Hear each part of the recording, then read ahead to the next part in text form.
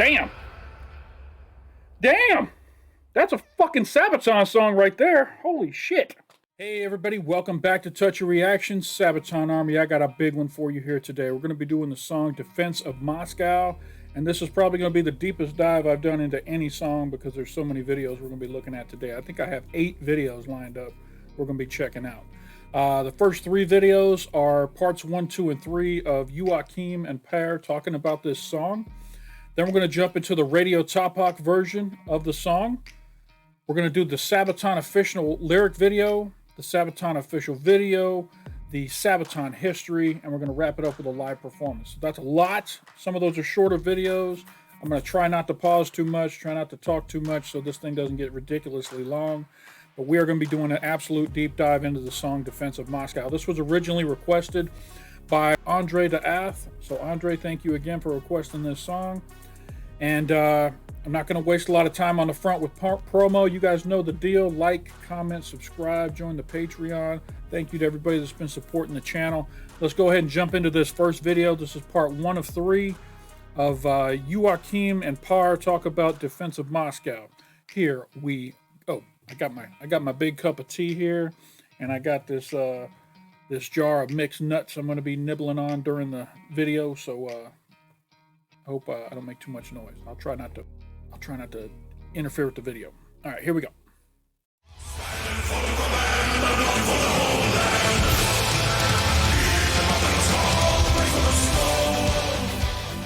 We have several songs connected to World War II, and for quite some time we had in mind to dedicate a song to the defense of Moscow. Obviously we sung about Russian events before, and especially in World War II, or the Great Patriotic War as they call it. And we have had plans for the Battle of Moscow before, but our friend Radio Tapok got there before us. And anybody who has been following Sabaton closely the last years have realized Sabaton had something to do with Radio Tapok on the Attack of the Dead Man in the past. Radio Tapok did a cover of Attack of the Dead Man, so we thought we could return the favor. And now the time came for us to do a cover of The Defense of Moscow, a song originally written by him in Russian. We wrote our own lyrics in English, and yeah, we did it our way, as Frank Sinatra said.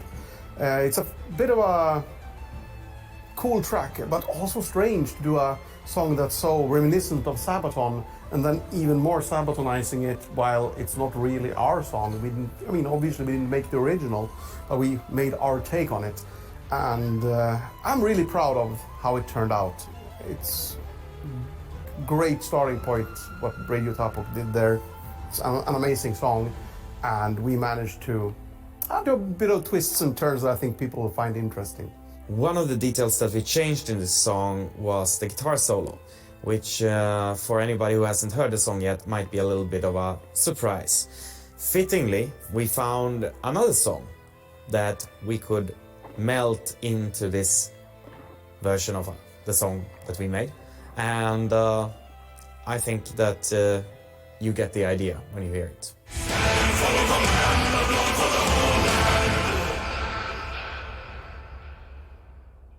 All right, that was part 1 of 3. Let's check out part 2 of 3.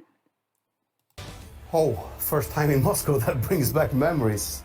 2011, I think this is February or March.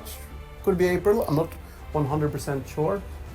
Could even be May, but 11, and we were touring with the Scorpions. Our first visit to Russia, I believe, and we got on that tour, so lots of good memories from there. It's still a very emotional moment, and for a lot of people have not experienced, but what it means to be there in Moscow when the Scorpions is playing Wind of Change, it's a little bit special. I love the Scorpions, man. Their lead singer's got an amazing voice. I'm still loving you. Tour in all. I mean, we got to see a lot of Russia. We were flying around with them, and so many great shows and great memories. And I think that already made a seed in our heads, that tour, that we will come back, and we did. And since then we have been playing several shows in Moscow. One of my favorite things has always been to play a song where it belongs, for lack of a better phrase. We played the song 40-1 on the battlefield in Wisna. We've played Uprising in Warsaw. Now we get to play the defense of Moscow in Moscow. So yeah. All right, Joachim, you guys are coming to Nashville. I'm going to see you guys on October 3rd. Nashville, Tennessee. I want to hear 82nd All the Way. We got to get that 82nd All the Way going. Come on now. It's one of my bucket list shows now. Man, I always love those things. Both from a, history nerd point of view, I guess, but also from an emotional perspective for us, but also to see the crowd's reaction, and that is unbeatable. I don't think people realize how important that part of what we do is. Basically, that's, at least for me, that's what I live for, to see the crowd's reaction when we're performing songs. And there's always, you have the edge when you're singing about, well, not only that nation, but also that city that you're in. So when that happens, that's usually one of the highlights for me. Moscow was one of the last cities where we were able to do a big show before the coronavirus shut down all the touring in the entire world. And so it's one of those shows that are very fresh in our minds. And during the entire lockdown and these times, it's been a lot in our minds, and for sure it helped the idea of recording this song as well, and helped us think about it.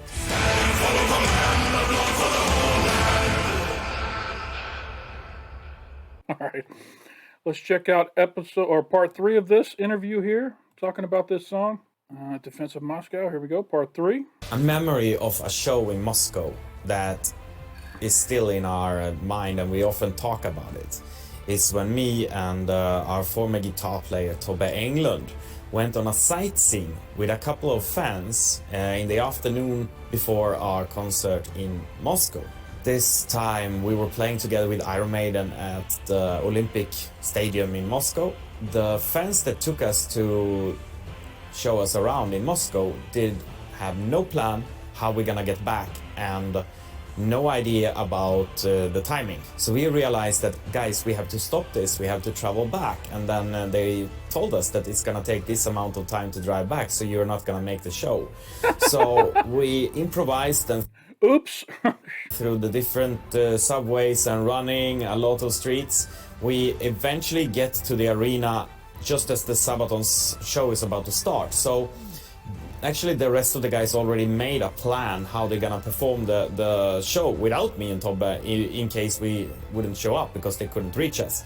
And but we came running, and just as we put on the stage clothes, the intro was running, and we were running to the stage, grabbing our instruments and running straight out in front of a fully seated stadium. Wow. Already sweaty before we started the show, which is quite unusual. We've had quite a few great times in Russia by now, actually. We've toured, at least in the last 10 years or so, we've been over quite often. The craziest moments are of the kind where I shouldn't be talking about. Okay. That's always the case with touring stories. The best stories are the ones you really can't tell, unfortunately. But yeah, everything from, I think it was Khabarovsk we were playing, and there's a hockey game going on. This is the day we're flying the day before the show, and then there's a hockey game, next to the hotel in the KHL, and I like ice hockey. There's everything from that to nice after parties. Yeah, and there's quite a bit to see. One of my fondest memories is on the last tour, actually, in March of 2020, before this tour got shut down by some strange virus. A couple of us went to Lake Baikal when we were playing close, and I can't remember if we did it on an off day or if we did it on the show day earlier before the show, but to be there, try the local fish, and see the history of the place. We had a guide, we went on a hovercraft over the ice, seeing that clear ice, and yeah. No, I love that. Probably one of my fondest memories.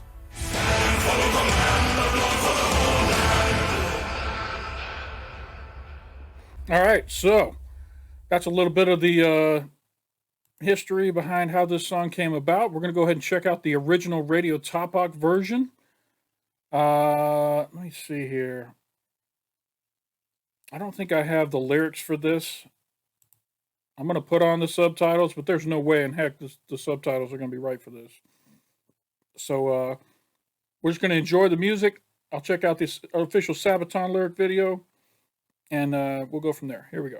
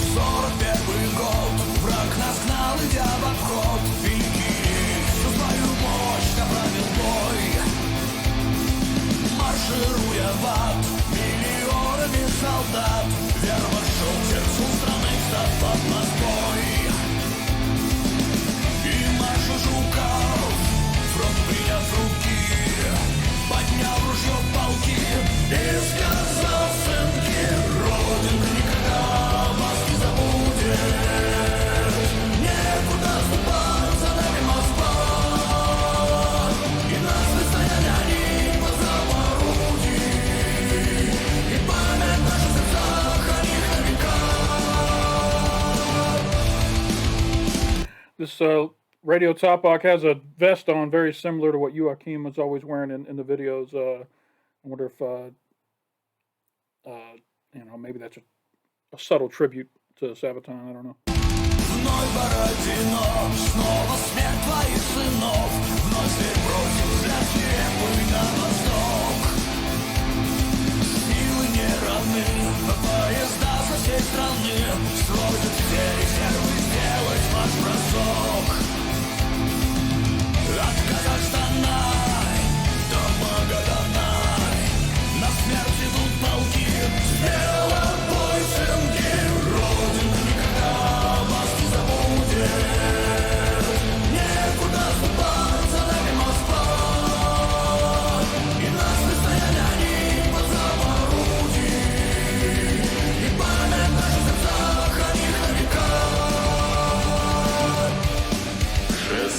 Декабря 1941 года войска нашего Западного фронта перешли в контрнаступление против ударных фланговых группировок.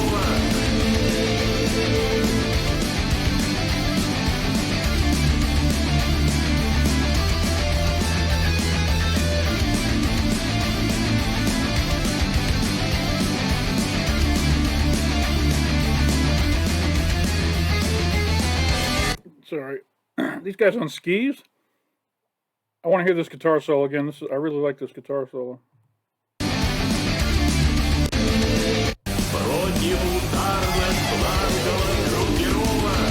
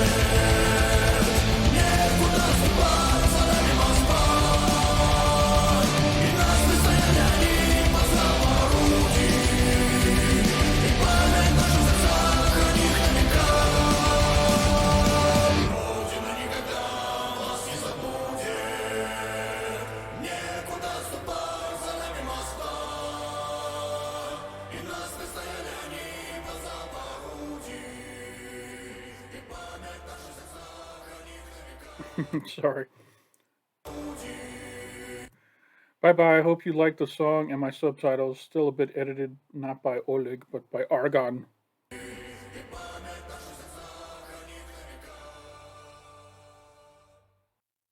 All right. Very good. Very cool. It looks like he did a cover of Artero Dominatus. All right. Next on our list is the Sabaton Defense of Moscow official lyric video. I like that there was decent subtitles on that Radio Tapok version because that way I didn't have to watch a ninth video for his lyric video as well. So very cool. Let's see how the Sabaton version compares, what the differences are. They always do an amazing job on their lyric videos, so I'll go ahead and give them a shout out on that before we can get into it. So this is the Sabaton Defense of Moscow official lyric video. Here we go.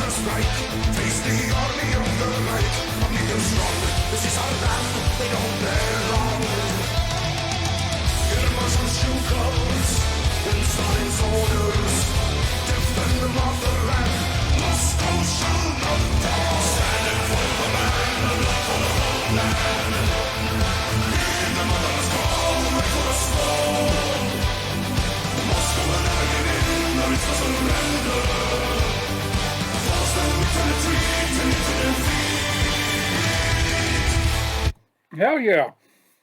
They did a hell of a job covering this. I hate to, say anything negative about the Radio Tapok version, but this version right here is heavy as hell. I like this a lot.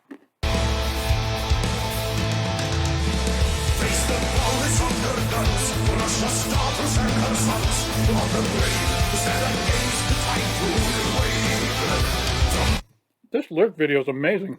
The way they got the... I gotta stop eating and talking. Hold on, I'm sorry.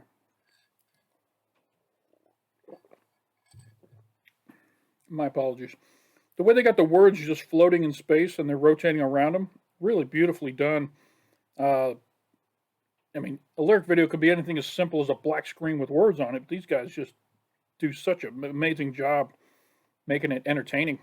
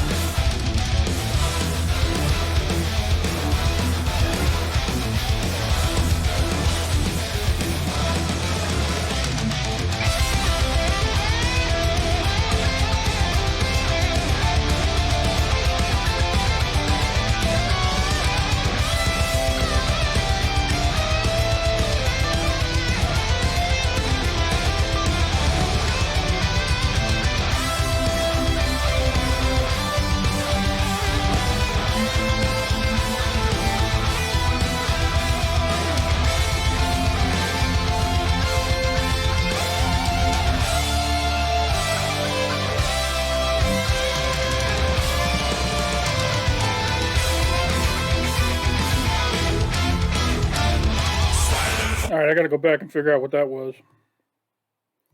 Definitely heard this song before that they sampled right here.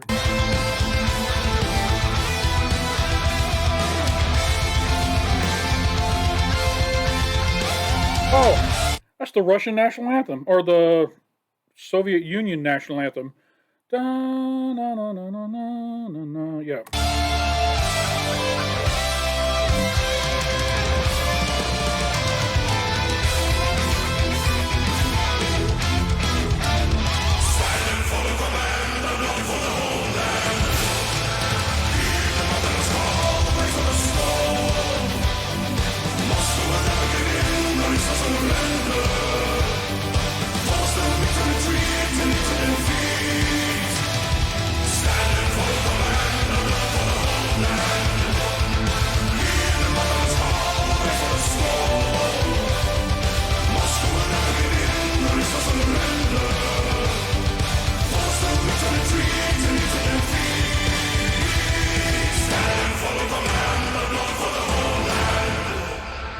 Damn.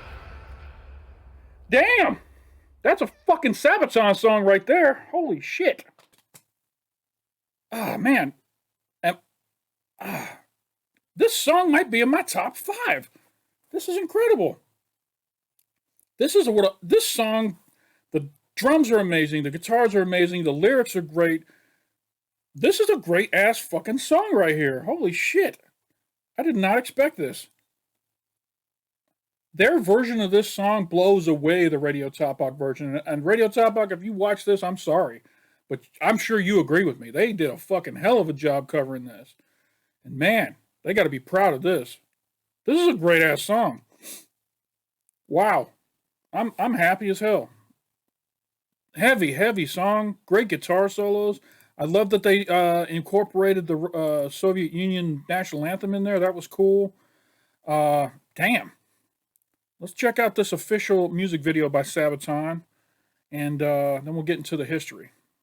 I love. If you can't tell, I love this song. Like I said, this might be in my top 5. This is a great song. Wow. All right, here we go. Official music video.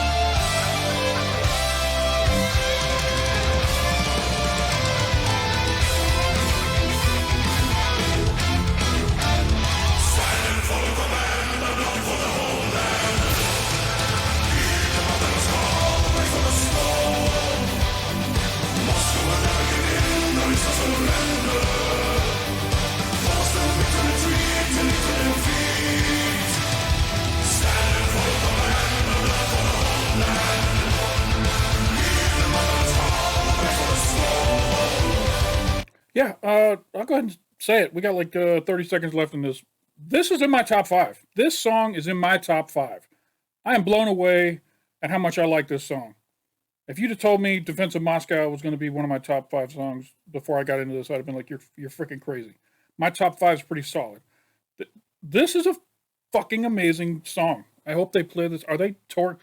Oh, God, there's a war going on right now, and it's probably not popular to play Defense of Moscow during a tour right now, but this song is heavy as shit. The lyrics are amazing. It's catchy as fuck, and I love it. I love this song. This is a top 5 Sabaton song right here.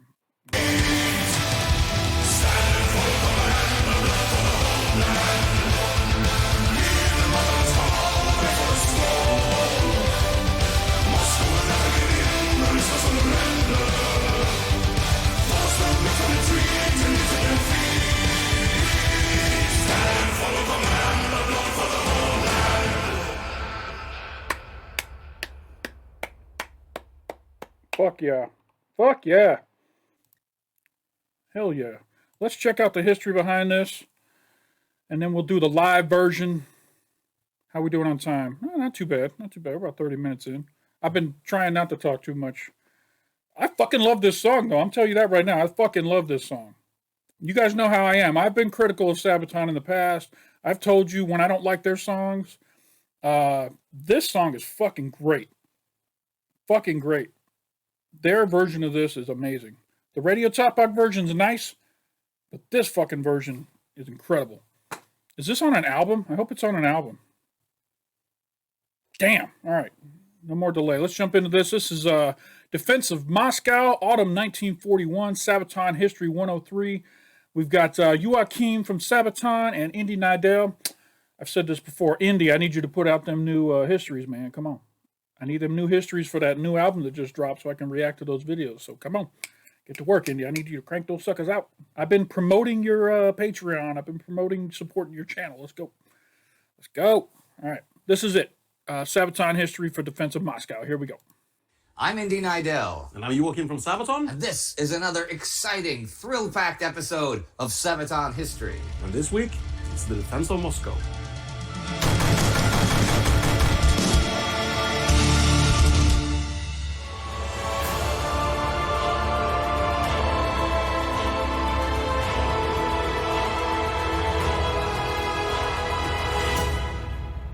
Defense of Moscow in 1941. The Axis invasion of the USSR in World War II was codenamed Operation Barbarossa, and the drive on Moscow, Operation Typhoon. Before I talk about this, I will say that it is an enormous subject, and over on my World War II weekly channel, I covered the events of Barbarossa, the largest invasion in history, week by week, each and every week in detail, with a whole bunch of special episodes about things like logistics and planning and all. Please check that out for a better understanding. There is a link below. Anyhow, on June 22nd, 1941, Germany and her allies began what was supposed to be Adolf Hitler's magnum opus, the conquest of the Soviet Union. Communism would be destroyed, and Germany would have unlimited space for living, unlimited resources to live off, and the Slavic peoples as a servant class for the master Aryans. Fucking assholes. Despite the massive buildup of millions of soldiers across the border, the attack took the Soviet Union completely by surprise. Joseph Stalin had been warned repeatedly over the year of planning that went into the offensive that it was going to happen, but he didn't believe it, even thinking by the summer of 1941 that the rumors were a British plot to get him to turn on Germany. See, up until June 22nd, Germany and the USSR were operating under the terms of the Molotov-Ribbentrop Pact, which had divided Eastern Europe into zones of conquest between the two powers. Germany was also importing huge amounts of oil every month from the USSR. Still, anyone who read Mein Kampf could see that one day Hitler was going to make an all-out attack on the USSR. It was his ultimate military goal. June 22nd, 1941 was that day. That had not been the original date, though. It had been set for May 15th. I am aware that there are many people who believe the invasions of Greece or Yugoslavia or Crete in the spring of 1941 are what altered the timetable, but that is not the case. Before you comment, I should point out that history is what actually happened, not what we would like to have happened. The invasion of Greece was planned simultaneously with Barbarossa already back in late 1940. All the units were allocated already then and had their timetables when they had to head north for Barbarossa. And that invasion went more quickly than planned. The lightning conquest of Yugoslavia allowed that to happen. And the decision to attack Crete was not even made until after the Barbarossa date had been changed. The reason for the date changing was the lateness of the spring floods in 1941. You cannot bring 3.5 million men, 600,000 horses, and hundreds of thousands of tanks, trucks, cars, and motorcycles over the marshy, muddy ground created when the rivers of Eastern Europe break their banks in the flooding. It is physically impossible. And the ground was not hard enough for the invasion to possibly take place until the second week of June at the earliest. Anyhow, the enormous offensive was hugely successful straight off the bat. And over the summer, prisoners were taken by the hundreds of thousands as panzer thrusts surrounded cauldrons of entire Soviet armies. But even during its greatest successes, the operational flaws of Barbarossa could be seen. The Soviet Union has two great advantages in warfare: endless men and endless space. And the colossal distances involved for the attackers to cross and supply wreaked havoc with German logistics already by early July. There were few roads, and German trains were a different gauge from the Soviet ones. So whole new track systems had to be built because the Soviets destroyed their rolling stock, installations, and, well, everything as they fell back or were pushed back. Also, whereas in the Battle of France, the panzers could fill their tanks at roadside gas stations, the Soviets used a different octane gasoline. Basically, everything that was needed to supply the millions of men and their animals and vehicles had to be brought in from further and further away as the summer turned to autumn and the Soviet resistance grew stiffer and stiffer. Yeah, that's something you don't think about. If another country's using a different type of electricity, the railroad tracks were a different space between the wheels. You can't bring your trains. He was just talking about the different octane in the fuel. Little details like that mean a lot. So it makes supplying your forces even that much harder. So yeah, it's no wonder that they had such a struggle pushing into Russia like they did.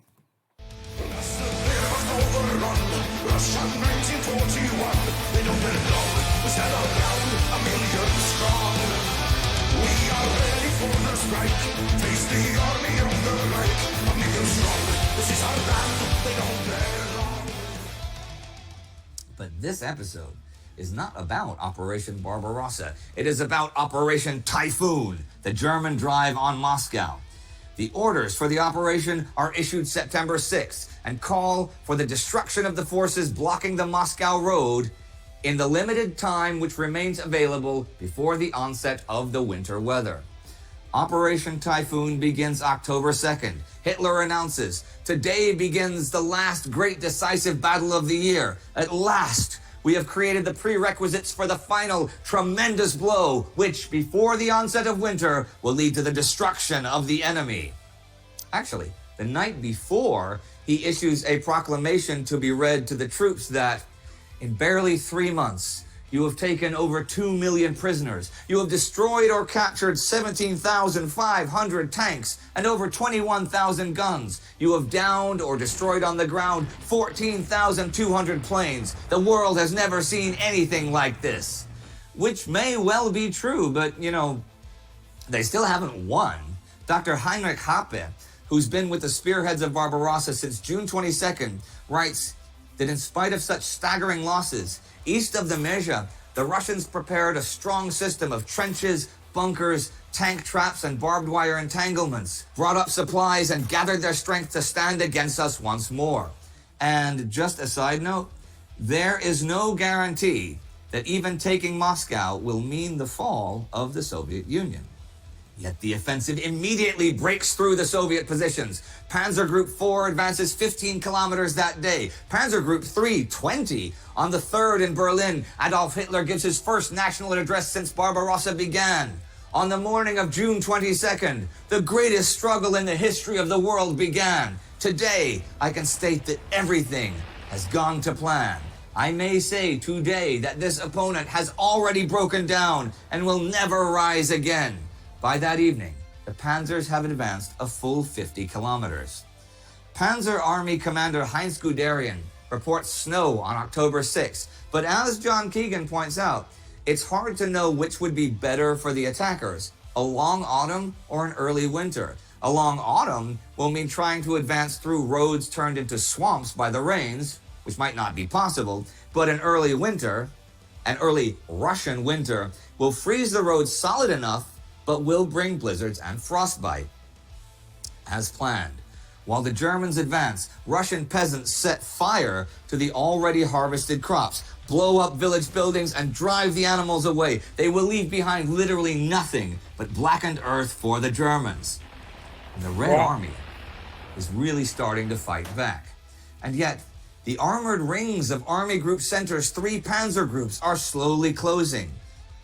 But already after the first few days, Guderian's and Hermann Hoth's panzers cannot advance temporarily for lack of fuel. The Luftwaffe does not have any sort of aerial supremacy, and the Red Air Force is making life difficult for the Germans on the ground.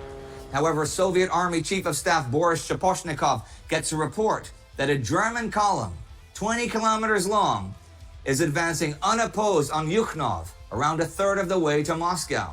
The plain fact is, German units are operating behind Soviet lines with nothing between them and Moscow. Joseph Stalin says to mobilize everything and hold the Germans for a week till they can bring in reserves. A new defense line should be built west of Moscow, anchored on Mozhaisk.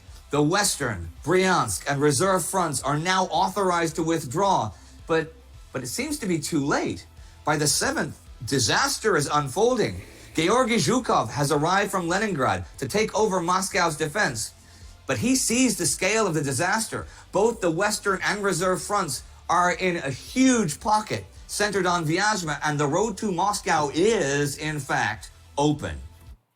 All right, so anyone who doesn't know the term pincer movement, this right here is what a pincer movement looks like.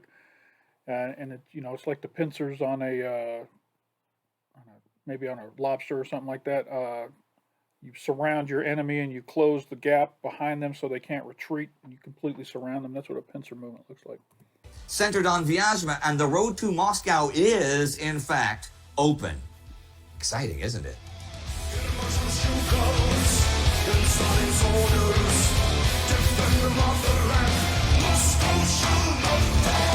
And some of the advantages to having a pincer movement that's successful is once you've got the enemy surrounded, they can't resupply. So they run out of food, they run out of weapons, ammunition, all that kind of stuff, and they'll ultimately have to surrender. And as you saw in that diagram, there was a ton of soldiers inside that pincer hold.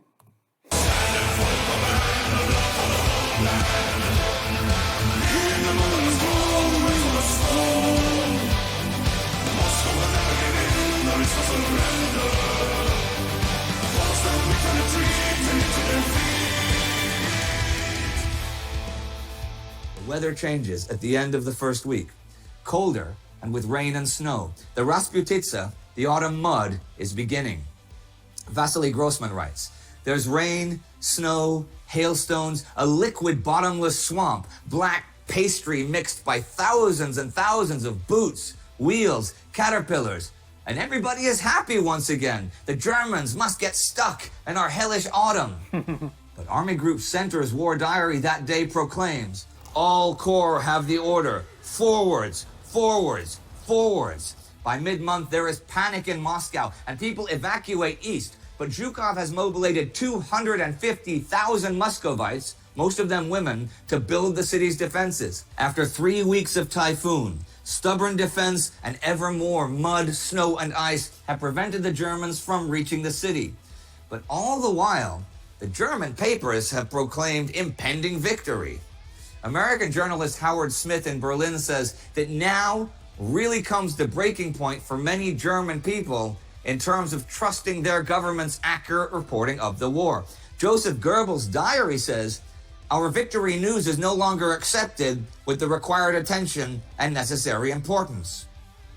And even as Vyazma falls, it drives home the question to the average German soldier, just how big is the Red Army? Because they're still not beaten. Vyazma is just the first hurdle. And when Stalin gets the intelligence that the Japanese will definitely not attack the Soviets in the east until at least the spring of 1942, he orders half of the divisional strength of the Far East to head west to hold Moscow. That's more than 8 divisions with 1,000 tanks and 1,000 planes.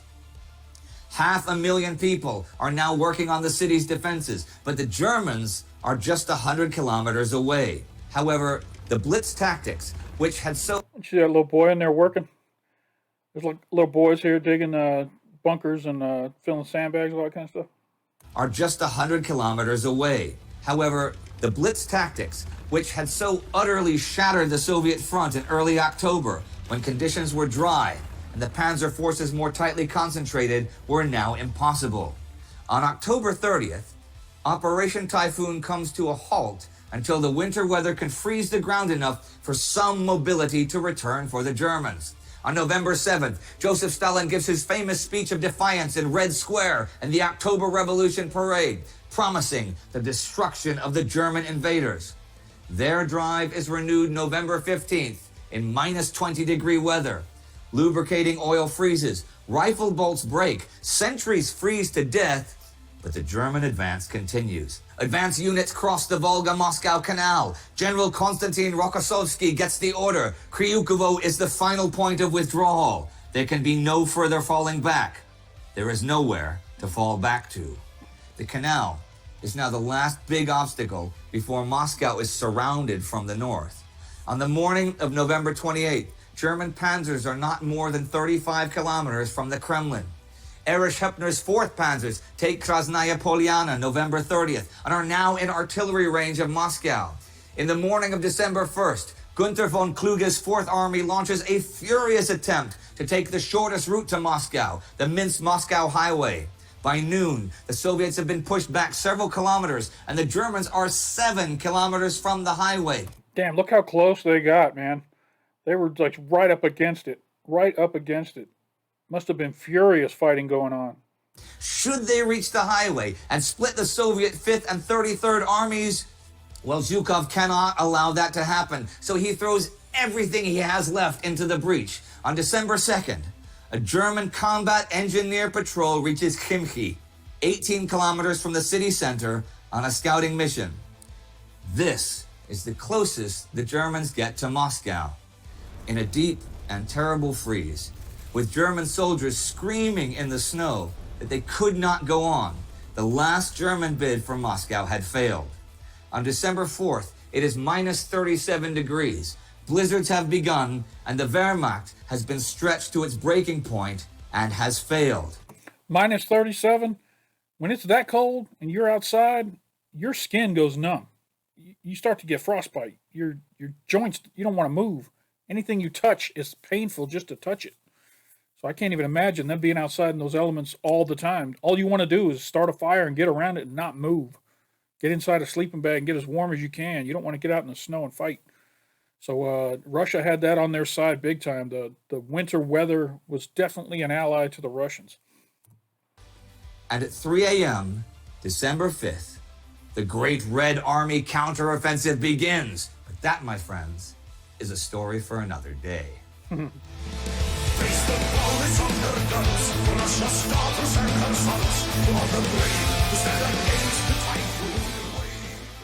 But what is the tale for today? I'll ask you a question in a second, but this is the first episode with you that we've done in this new set. Yes. So what do you think? So far, so good. It's Yeah. the first shot. There's a bit of sand on the floor. So it's really super beautiful. Even the historical part that we saw was the first part of Formula. Yeah, this is all new. And this is this is what's going to be the set for the next 11, 12 episodes whenever like they that. get to come out. Now, I'm holding a grenade. Why? Well, I can't let go of it because then we'll have to build another set. Okay, but enough about me. The tale for today, all right? Tale for today, the defense of Moscow. Yes. Okay, well, tell me a little bit about this. This is a bit of an unusual song, actually, because it's a cover. We've done covers before. Yeah. But this is a cover of a Russian guy called Radio Tapok. And in the past, he's done Sabaton covers. I would say, well, some of the most famous ones would be Attack of the Dead Man, Right. Night Witches, but check him out seriously. He's done a lot more stuff. And he made this song about the defense of Moscow Right. in the style of Sabaton. So Okay. it's his song that he did in the style of Sabaton. And we thought, well, he's done a bunch of covers on us. Why don't Why we do- make a cover of his stuff, you know?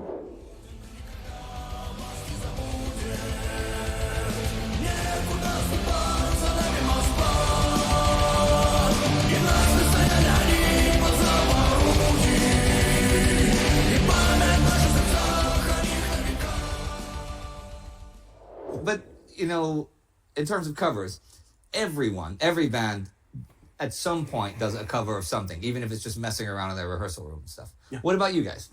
Oh, well, there's been quite a few.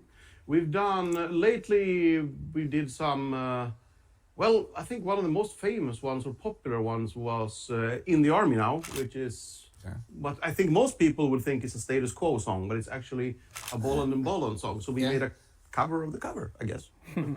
Now, when you guys first got together, your first rehearsals and stuff, were you already writing songs then, or was it mostly just covers until you beefed up your own repertoire? A bit of everything, actually. When we started out and, sort of, had people coming and going and became Sabaton. I mean, it was basically the same bunch of friends listening to Judas Priest and Halloween and Iron Maiden and, drinking beer.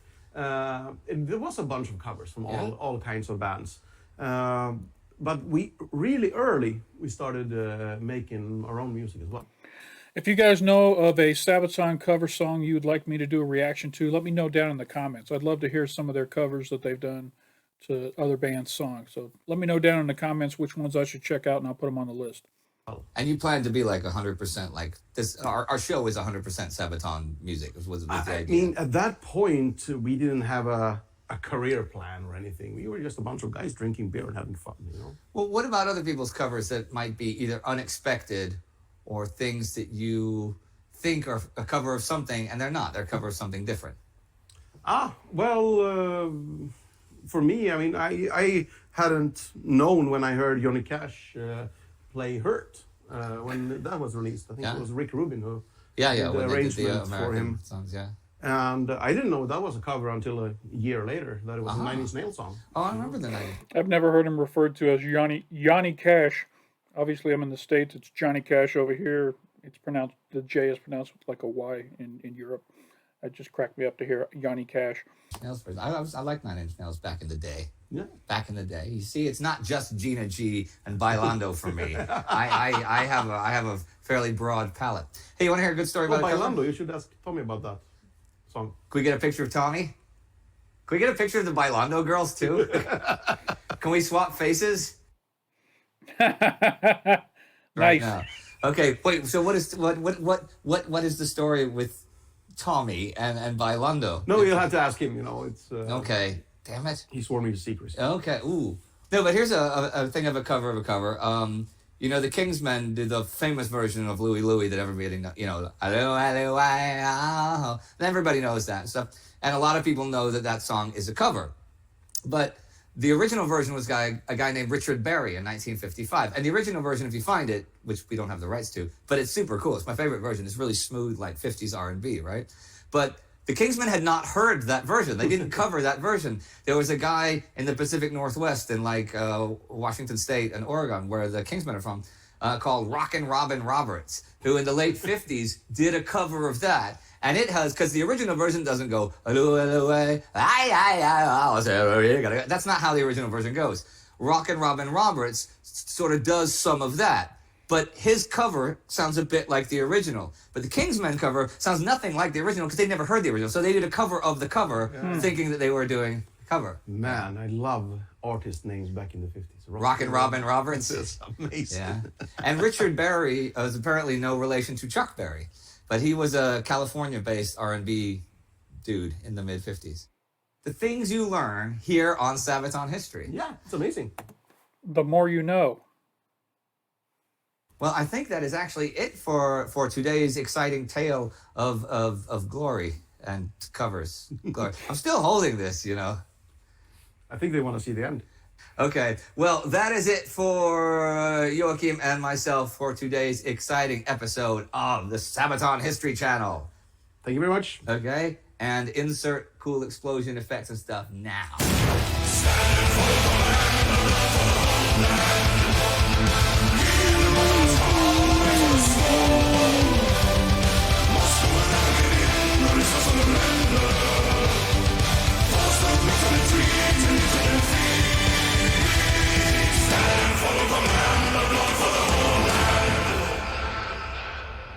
All right, everyone, that's it for this week. So remember to click that bell. It's really important. Click it now. And then, hope to see you again in the near future. Bye-bye. Heck yeah, as always, don't forget to support Sabaton and Indy Nidell on Patreon. Help them get the funding they need to continue to put out these amazing Sabaton history videos. All right, let's check out this live version, then we'll wrap up this extremely long deep dive into this song that I now love. This is Sabaton Defense of Moscow live in 2021. Where's this from? Let me look. At the Exit Festival. It doesn't say where. So hopefully it's a good version. There wasn't any official Sabaton live, so this is the one I could find that had probably the best video on it. So let's go ahead and jump into it, and then we'll talk about the song. And here we go.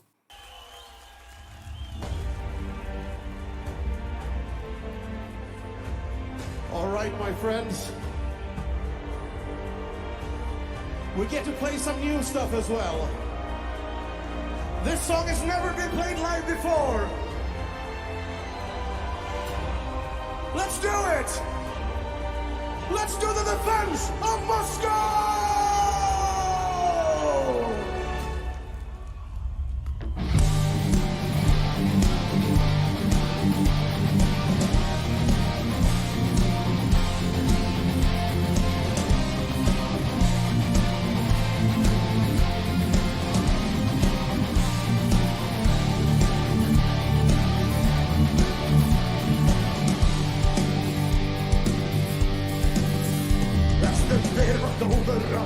Nasza 1941, we don't let go, turn around a million strong. We are ready for the strike, face the army of the light, a million strong. This is our land, we don't belong. In the Martian shoe codes, them starting soldiers, defend the motherland. Moscow shall not fall, standing for the land, not for the whole land. Hear the mother's call, the ring of the storm. Moscow will never give in, there is no surrender. Force them into retreat and into defeat.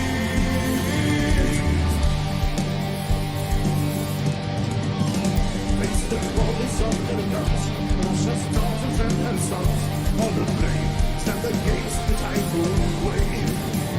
From the mountains and the plains, pounding thousands on the trains. Day and night, they're rolling in, join the fight. From Kazakhstan to Magadan, call on the motherland, Russia shall prevail. Stand for the land, not for the whole land. Hear the mother's call, the ring of the storm. Moscow will never give in, there is no surrender. Force them into retreat and into defeat. Yeah, the sound on this video is a little flat. Apologize for that. Like I say, this is the live version that I found that looked the best, but wish I had a little bit better sound quality. Man, I really hope they play this on their coming tour.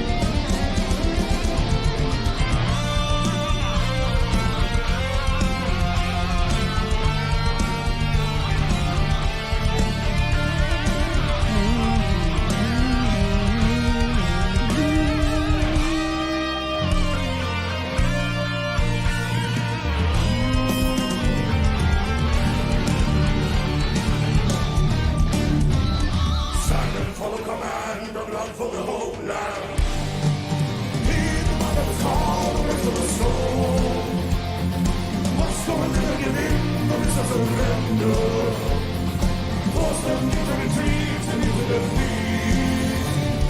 Stand and follow command, the blood for the homeland.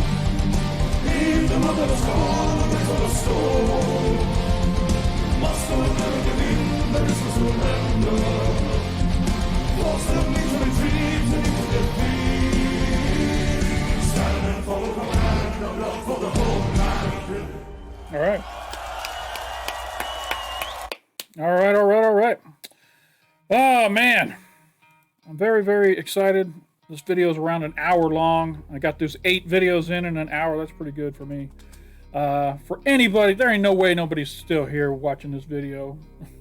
If you like this reaction and you enjoyed this reaction, hit that like button down below. I appreciate it if you do. And if you're not already subscribed to the channel and you want to see more reactions from Touchy Reactions on Sabaton or any of these other groups that I cover from all over the world, hit that big red subscribe button down below. It'll turn gray, let you know you subscribed.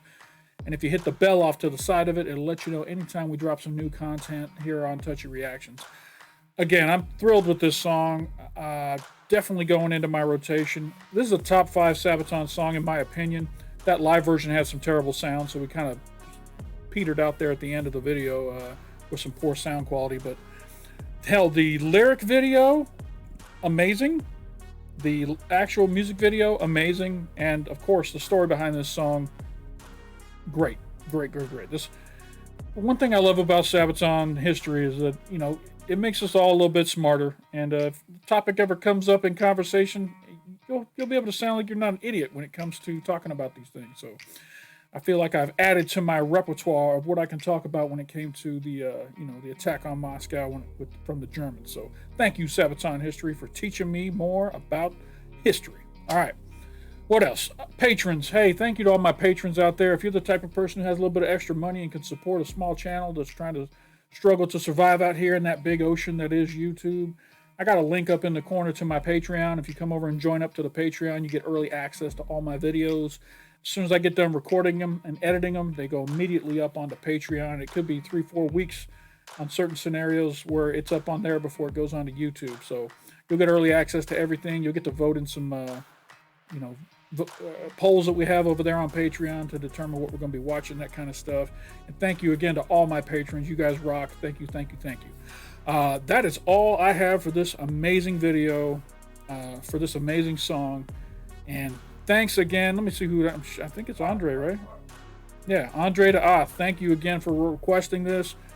It was a nice surprise to stumble across this awesome song that's now going to be in my top 5, you know. So I'm excited. That is it for this video. We're knocking on 1 hour. So if you're still here, let's see, in the comments, I'm going to give you a word to put in the comments to let me know you made it to the end of this ridiculously long reaction video. Here we go. I've been snacking on these mixed nuts. So if you made it to this point of the video and you sacrificed and made it through this long reaction video, put the term mixed nuts somewhere in your reaction, and that'll let me know that you made it to the very end, and I'll thank you very much. I'll respond to your comment and tell you thank you very much. So mixed nuts in the comments. That is all I got for this long ass reaction video. Thank you all for coming, Sabaton Army, and we'll see you on the next one. I appreciate you stopping by, and don't forget to come on back.